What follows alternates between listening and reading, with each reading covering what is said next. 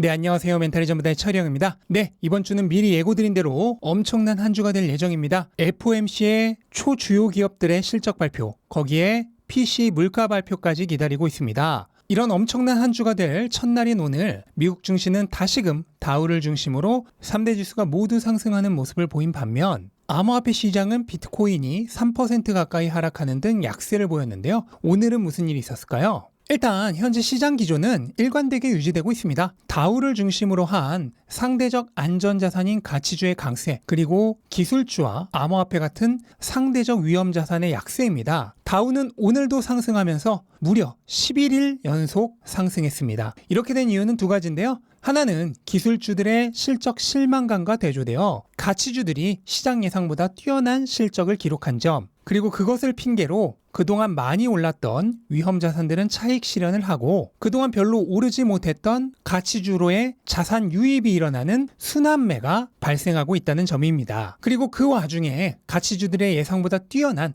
호실적이 미국의 경기 침체 위험을 낮추고 그로 인해 물가와 금리 전망을 높이고 있는 게 위험자산들에게는 또 악재가 되고 있습니다. 실제로 현재 석유 가격이 3개월 내 최고치로 상승했습니다. 이것은 물론 최근 석유의 감산 영향도 있겠지만 경기에 대한 전망이 그만큼 좋다는 것을 의미하기도 합니다. 석유 가격은 수요 예측과 정비례하기 때문입니다. 그 얘기는 향후 경기가 나쁘지 않아서 수요가 많을 것으로 예측함과 동시에 물가에는 악재로 작용하게 됩니다. 경기가 좋다는 사실 자체가 물가를 내리기 어렵게 만들고 많은 수요로 인해 유가가 뛰게 되면 물가도 같이 뜁니다. 그리고 물가가 뛰면 금리는 더욱 내리기 쉽지 않겠죠? 이런 영향으로 달러는 오늘도 재차 상승하면서 일주일 내내 강한 모습을 보이고 있습니다. 덕분에 금리 전망이 상승하면서 금리 인하 시기는 내년 3월에서 다시 5월로 밀렸습니다. 이런 상황에서 이번 주 초중요 이벤트인 FOMC가 열립니다. 결과는 수요일에 발표가 되는데 여기서 파월이 무슨 말을 하냐에 따라 시황이 완전히 바뀔 것으로 예상됩니다. 일단 이번 FOMC에서 0.25%포인트의 금리 인상은 기정사실이고요. 중요한 것은 향후 전망인데요. 이번 금리 인상을 끝으로 조금 지켜보겠다 하면은 굿이고 아직 금리 인상 가능성은 열려있고 다만 데이터를 보면서 결정하겠다 하면 평타가 되겠고 한 번의 금리 인상은 확실히 더 필요하다 이런 식으로 단정적으로 얘기하면은 배드가 되겠습니다. 연준의 태도가 매파냐 비둘기파냐에 따라서 시장에는 즉각적인 반응이 있을 것으로 생각이 됩니다. 특히 암호화폐 시장은 FOMC가 단기간의 운명을 가르는 중대 이벤트가 될 예정인데요. 최근 암호화폐 시장의 분위기는 앞에서 설명드렸던 이유, 그러니까 강한 경기로 인해 낮아지기 어려운 물가와 그에 따른 달러 강세, 그리고 그로 인한 금리 전망의 상향으로 인해 별로 좋지 않았습니다. 따라서 FOMC에서 파월이 무슨 말을 하느냐에 따라서 당분간의 분위기가 완전히 바뀔 수 있습니다. 일단 오늘 비트코인이 3% 가까이 하락하는 등 최근에 낮아진 변동성 대비해서는 강한 조정이 나왔는데요. 이번 주 FOMC를 앞두고 리스크 오프하려는 움직임이 가장 주요했던 원인으로 생각이 됩니다. 또한 비트코인 현물 ETF가 SEC의 본격적인 검토에 들어가면서 언제든 승인이 될 수 있지만 반대로 언제든 거부될 수 있다는 리스크가 생겼습니다. 만약 현물 비트코인 ETF의 승인이 거부되었다는 뉴스가 나온다면 단기적으로는 굉장히 큰 악재가 되겠죠? 그러니까 단기 불확실성이 증가하게 된 상황이라는 얘기입니다. 그런데 단기 불확실성이 굉장히 커진 상황에서 가격은 저항에 막혀서 한 달째 횡보를 했습니다. 그렇다면 단기 투자자들은 어떤 생각을 할까요? 일단 리스크를 조금 덜어내고 싶어질 것입니다. 바로 이런 이유로 두려움과 실망감에 단기 투자자들이 리스크 오프하고 있는 상황이 벌어지고 있는 것으로 해석이 됩니다. 실제로 단기 투자자들의 거래소 비트코인 유입량이 급증했습니다. 지난 사이클 내내 60% 언저리를 맴돌던 단기 투자자의 거래소 유입량은 최근 80%를 넘겼습니다. 단기 투자자들이 거래소로 비트코인을 보낸다는 얘기는 대체로 팔려고 보내는 것이죠. 따라서 매도 압력이 생깁니다. 다만 지금까지 설명드린 것은 어디까지나 단기적인 전망에 불과하고 장기적 전망은 여전히 좋기 때문에 암호화폐 투자자라면 걱정하실 필요는 없습니다. 지금 설명드린 단기 투자자들의 거래소 비중 증가도 사실은 알고 보면 장기 투자자들의 거래소 보유량 소멸로 인해 발생하는 현상입니다. 현재 비트코인의 개인 지갑까지 포함한 전체 보유량을 보면 장기 투자자들의 비율이 지속적으로 늘어나고 있는 상황입니다. 최근에는 1년 이상 장투자의 비율이 70%에 육박했고 반감기 사이클마저 뛰어넘은 5년 이상 장투자 비율은 무려 30%에 이르고 있습니다. 그러는 와중에 거래소에 있는 비트코인의 수는 나날이 줄어들어가고 있습니다. 이처럼 장기 투자자는 늘어나는데 거래소에서 비트코인은 사라져가고 있다는 사실이 무엇을 의미할까요? 네, 비트코인을 장기적 투자 수단으로 생각하고 모아가고 있는 사람이 시간이 갈수록 늘어가고 있다는 얘기입니다. 현재 장기 투자자의 수는 올타임 하이, 그러니까 신고가를 계속 경신하고 있는 추세입니다. 이렇게 장기 투자자들이 거래소에서 비트코인을 빼내서 모두 개인 지갑으로 보내다 보니 반대로 거래소에서 단기 투자자의 비중은 급증하고 있는 것입니다. 이처럼 단기적으로 보면 악재처럼 보이는 일도 장기적으로 보면은 오히려 생태계에 굉장히 긍정적인 일인 경우가 많습니다. 대부분의 대중들은 지금 가격이 오르고 내리는 것에만 집중하지만 자산의 장기적 가치에 집중하는 진짜 투자자는 이와 같이 자산의 본질적인 미래 펀더멘털에만 집중합니다. 왜냐하면 당장에 오르고 내리는 가격으로는 단순히 시세 변동에 의해 이익을 보거나 손해를 보는 도박밖에 할 수 있는 게 없기 때문입니다. 하지만 투자자는 본질적인 가치에 집중함으로써 지금은 실현되지 않은 자산의 미래 가능성에 투자를 할 수 있습니다. 그리고 그 가능성은 가격과는 다르게 측정이 가능하죠.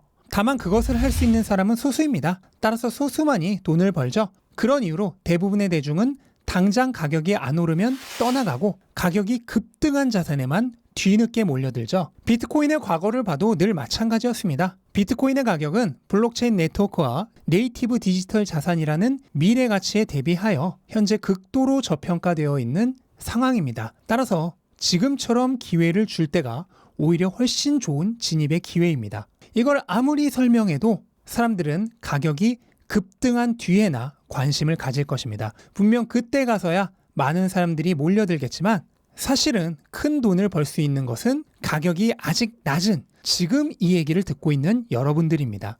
그리고 개인 지갑에 대해 여쭤보시는 분들이 많으신데 아직 비트코인에 대한 공부가 부족하시다면 저는 차라리 거래소에 보관해 두라고 말씀드리고 싶습니다. 개인 지갑을 선택하는 순간 보관에 대한 책임이 100% 나에게 주어지는데 정말 다양한 이유로 코인을 분실하는 경우가 많습니다. 따라서 누군가에게 개인 지갑 어떻게 써요? 라고 질문해야 하는 단계에서 이미 제대로 보관하기 위한 지식이 없다는 반증이기 때문에 그럴 경우는 그냥 거래소에 맡겨두는 편이 차라리 안전하다는 말씀을 드리고 싶습니다. 네, 그리고 미국 주식은 이번 주도 아주 중요한 실적 발표가 이어지죠. 이번 주는 주요 가치주들도 실적 발표를 합니다만 역시나 시장의 모든 기대가 모아지고 있는 기업은 3개로 압축이 됩니다. 바로 화요일에 같은 날 실적 발표를 하는 AI의 숙적, 마이크로소프트와 구글, 그리고 올해 들어 엔비디아 다음으로 많이 오른 주식 중 하나인 메타입니다. 특히 화요일에 함께 실적을 발표하는 마이크로소프트와 구글의 AI 부대장주로서의 대결이 가장 관심이 가는데요. 지난 실적 발표에서 마이크로소프트는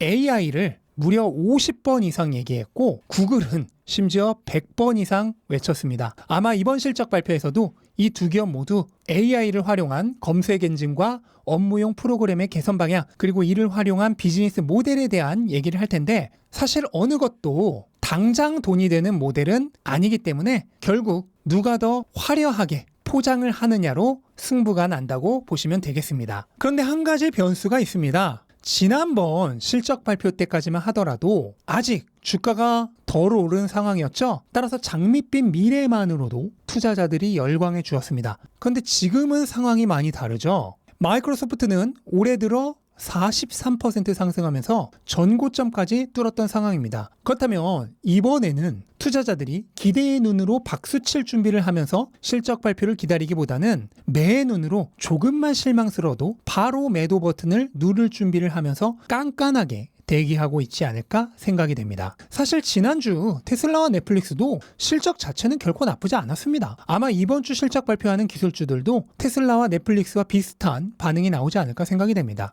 구글 역시도 올해 들어 36% 상승했기 때문에 웬만큼 멋진 미래를 그려내지 못하는 이상 차익 실현의 대상이 될 수 있습니다. 메타는 상승률로만 보면 앞에 두 기업을 훨씬 뛰어넘습니다. 올해 무려 150% 상승했는데요. 그렇다면 비슷하게 상승했던 테슬라, 넷플릭스처럼 약간만 실망스러워도 차익 실현의 핑계로 삼아 주가가 하락할 가능성이 큰데, 한 가지 변수가 있다면 최근 변화된 메타의 비즈니스 모델입니다. 최근 메타가 사명까지 변경한 보람도 없이 당장은 돈 안 되는 미래 사업인 메타버스보다는 다시 당장 돈 되는 SNS에만 집중하고 있는데, 아마 이번 실적 발표에서도 SNS에 초점을 맞춰 설명을 할 것으로 생각됩니다. 그런데 최근 메타가 트위터의 대항마인 스레드를 출시하였고 나름 잘 나가고 있는 상황이죠. 그렇다면 스레드를 내서 아주 멋진 포장이 가능하다는 얘기가 됩니다. 따라서 메타는 스레드를 앞장세운 SNS 비즈니스 모델에 대한 장밋빛 설계를 얼마나 멋지게 보여주느냐에 따라서 잘하면 이번 실적 발표가 주가 상승으로 이어질 가능성도 있지 않나 생각이 됩니다. 물론